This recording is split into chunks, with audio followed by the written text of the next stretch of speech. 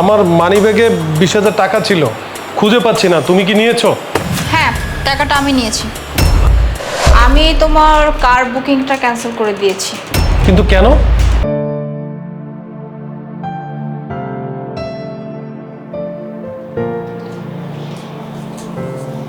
এই নাও তোমার ব্লেজার। শোনো, আমার কিছু টাকা লাগবে। টাকা লাগবে কেন? বাসার কিছু কিনতে হবে নাকি? হ্যাঁ, বাসার জন্য কিছু কেনাকাটা করতে হবে, তাই আমার কিছু টাকা লাগবে। টাকা দাও। কি বলো, বাসায় তো এমন কোনো জিনিস আমি বাকি রাখিনি যেটা কিনতে হবে। মেঘ, এর জন্য আমার মাঝে মাঝে মনে হয় যে না, আমার এবার একটা জব নিতেই হবে। কারণ আমি না আর কৈফিয়ত দিতে পারছি না। মানে যখনই কোনো টাকা চাইবো, কি করবে, কেন করবে, কোথায় খরচ হবে, এত কৈফিয়ত না আমার দিতে ভালো লাগে না। টাকা চাইবো, বাস টাকা দিবা, তা নাহলে আমি জব করবো। আচ্ছা আচ্ছা, বুঝতে পেরেছি। কত টাকা লাগবে তোমার? 50,000। ওকে, দিচ্ছি। হ্যাঁ,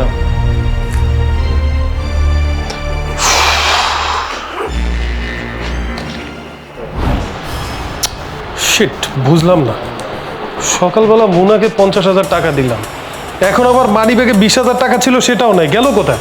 মুনা, মুনা! কি ব্যাপার, কি হয়েছে, ডাকছো কেন? আচ্ছা, আমার মানিব্যাগে 20,000 টাকা ছিল, খুঁজে পাচ্ছি না। তুমি কি নিয়েছো? হ্যাঁ, টাকাটা আমি নিয়েছি। আচ্ছা, তুমি যে মানিব্যাগ থেকে টাকাটা নিয়েছো আমাকে একবার জিজ্ঞেস করছো, আমাকে বলছো একবার? আশ্চর্য, আমি টাকাটা নিয়েছি মানে নিয়েছি, আর অবশ্যই কোনো কাজে নিয়েছি। আমার এই সংসারে কিছু কেনাকাটা দরকার ছিল, তাই আমি টাকাটা নিয়েছি। কি এখন কি আবার কৈফিয়ত দিতে হবে? আচ্ছা, বাদ দাও, তোমার সাথে কথা বলাই বৃথা, যাও। শিট। মা, আমি যদি গাড়িটা একবার কিনতে পারি, এটা আমার স্বপ্নের গাড়ি, মনে করো সারা শহর তোমাকে ঘুরাবো। আর মা, ওই গাড়ি নিয়ে কিন্তু আমরা অনেক দূরে চলে যাব, ঠিক আছে? লং ড্রাইভে। ঠিক আছে বাবা। হ্যালো। আসসালামু আলাইকুম স্যার। জি, ওয়ালাইকুম সালাম। স্যার, আপনি যে কার বুকিং দিয়েছিলেন, আমি ওখান থেকে বলছিলাম। আপনার কার বুকিংটা ক্যান্সেল করা হয়েছে। কি বলেন? আমি গাড়ি বুকিংয়ের যে টাকা দিয়েছি আমি তো ক্যান্সেল করিনি। কে করেছে ক্যান্সেল? স্যার, ওটা আপনার ওয়াইফ ক্যান্সেল করেছে। আচ্ছা, ঠিক আছে।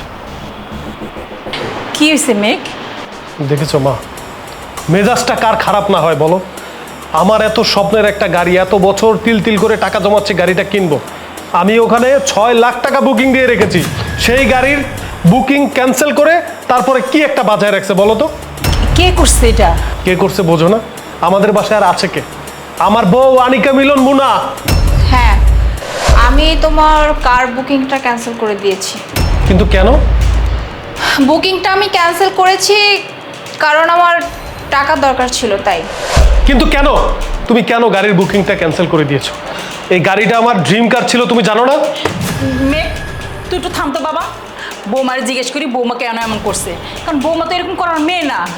বৌমা, কি হয়েছে তোমার? তোমার কোনো সমস্যা? তুমি কেন এমন করলা? টাকা দরকার ছিল, আসলে আমার জুয়েলারি কেনার দরকার ছিল, আর এর জন্য আমি তোমার কার বুকিংটা ক্যান্সেল করে ওই টাকা দিয়ে আমি জুয়েলারি কিনে নিয়ে আসছি। জুয়েলারি কিনেছে মানে? আমি বুঝলাম না। তুমি জুয়েলারি কেনার জন্য আমার গাড়ির বুকিংটা ক্যান্সেল করে দিয়েছো?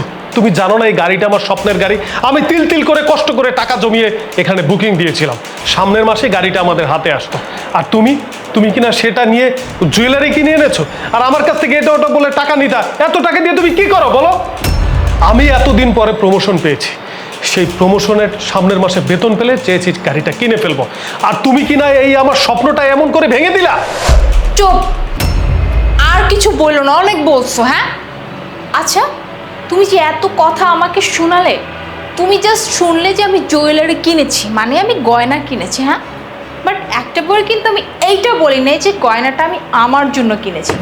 গয়নাটা আমি কার জন্য কিনেছি জানো? গয়নাটা কিনেছি আমি মার জন্য। কি অবাক হয়ে গেছো তাই না?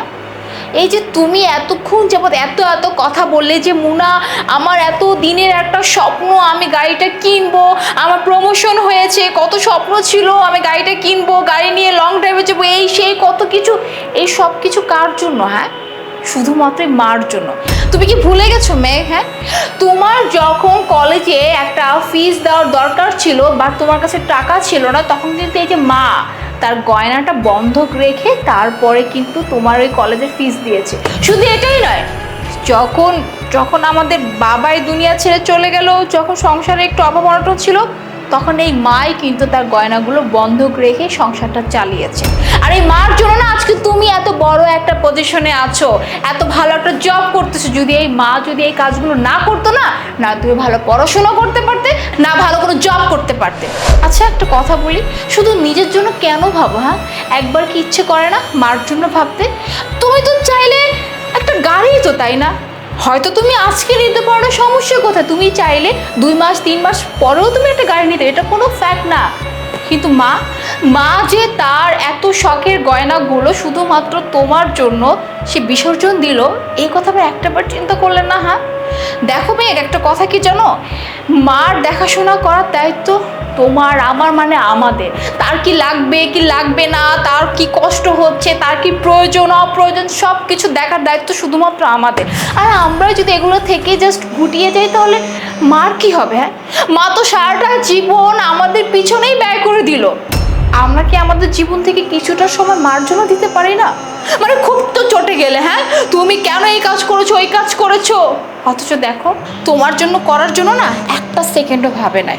তাই আমি গাড়ির বুকিংটা ক্যান্সেল করে ওইখান থেকে 6 লাখ টাকা, আর ওই যে তোমার কাছ থেকে কিছু মাঝে মাঝে টাকা নিতাম না, এটা কিন্তু আমার জন্য নেই, এটাও আমি এর জন্যই নিয়েছিলাম। কারণ যেখানে মা গয়নাগুলো বন্ধক রেখেছিল ওখানে সুদ সহ 6,70,000 হয়েছিল, তাই আমি এই কাজটা করতে বাধ্য হয়েছি। আর আজকে আমি নিজে ওখানে গিয়ে গয়নাগুলো ছাড়িয়ে নিয়ে আসছি। মোনা, আমি আসলে রাগের মাথায় অনেক কিছুই বলে ফেলেছি, যেটা আমার আসলে বলা উচিত হয়নি। তুমি যে এত ভালো একটা মানুষ আমি কল্পনাও করতে পারিনি। তোমার মতো বউ পেয়ে আমি অনেক হ্যাপি। প্লিজ আমাকে ক্ষমা করে দিও। দেখছস বাবা, ভাগ্য গুণে আমি এরকম বউ পাইছি। হয়তো আগের জন্মে কোনো ভালো কাজ করছি। এই বৌমা আমগো সংসারের জন্য, আমাদের জন্য কত চিন্তা করে। যদি আমার ভাগ্য ভালো না হইতো, হয়তো আমি এরকম বউ জীবনও কোনোদিনও পাইতাম না বাবা, কোনোদিনও পাইতাম না। না মা, এভাবে বলবেন না। আমি তেমন কিছুই করিনি, কিছুটা দায়িত্ব পালন করলাম, যেটা কিনা আসলে আমার আপনার জন্য করা উচিত। আর হ্যাঁ, এই যে আপনার গয়না,